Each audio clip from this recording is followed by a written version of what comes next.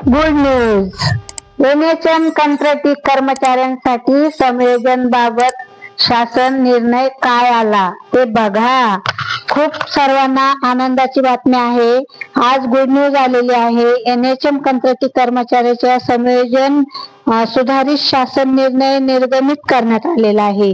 तर मित्रांनो, सगळ्यांना ही गोष्ट आनंद आणि अभिमानाचीच आहे, कारण खूप दिवसापासून तुम्ही सर्वजण कॉन्ट्रॅक्ट पद्धतीने काम करत आहात। तर चला, आज का होत नाही, मुख्यमंत्री साहेबांनी एनएचएम विषयी काहीतरी दखल घेतली आहे। तर चला, गुड न्यूज आली आहे। काय आहे गुड न्यूज? राष्ट्रीय आरोग्य अभियान।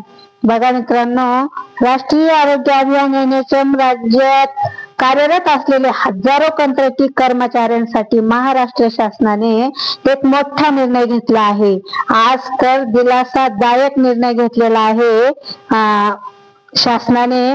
तर बघू, दीर्घकाळ प्रलंबित असलेल्या कर्मचाऱ्यांना एनएचएम रेग्युलेशनच्या मागणीला अखेर यश मिळाले आहे। तर 4 नोव्हेंबर 2025 रोजी झालेल्या मंत्रिमंडळाच्या बैठकीत त्यांच्या सेवा समायोजनाचा नियमित करण्याच्या निर्णयाला सुधारित मान्यता शासनाने दिलेली आहे।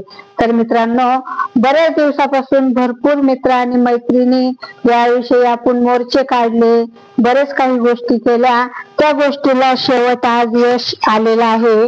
तर 4 नोव्हेंबर रोजी बैठक झालेली आहे आणि सगळ्यांना सुधारित शासन निर्णय निर्गमित केलेला आहे की एनएचएम कर्मचाऱ्यांना कायमस्वरूपी करण्यात यावे। तर बघा मित्रांनो, आरोग्य सेवेतील महत्वाचा दुवा असलेला डॉक्टर, नर्स, प्रयोगशाळा तंत्रज्ञ, तुम्ही बघू शकता, डॉक्टर, नर्स, प्रयोगशाळा तंत्रज्ञ कर्मचारी अनेक वर्षापासून नियमित सेवेत समाविष्ट करण्याची मागणी करत आहेत।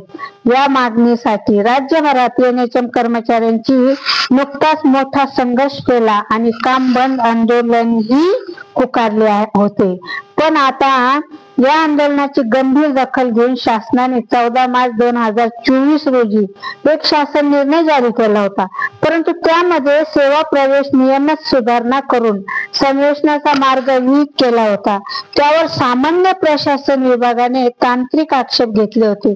या पार्श्वभूमीवर आता राज्य मंत्रिमंडळाने, बघा मित्रांनो, राज्य मंत्रिमंडळाने तांत्रिक अडचण दूर करत नवीन महत्वपूर्ण दुरुस्ती केली आहे व राष्ट्रीय आरोग्य अभियान 14 मार्च 2024 पर्यंत 10 वर्ष सलग सेवा पूर्ण केलेले कंत्राटी कर्मचाऱ्यांना समक्ष व नियमित पदावर संयोजन केला जाणार आहे।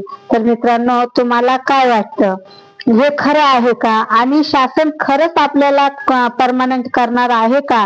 तर यावर कमेंट करा। पुढील व्हिडिओ आपण तुम्हाला नक्कीच यापेक्षाही चांगला आणि महत्वाची काय अपडेट आहे कळू। तर कमेंट करा की एनएचएम कर्मचाऱ्यांना सरकार खरंच परमनंट करेल का? नियोजन तर शासनाने घेतलं आहे, आज शासनाने लेखी पण पाठवली आहे। तर कमेंट करा। चला तर मग, धन्यवाद।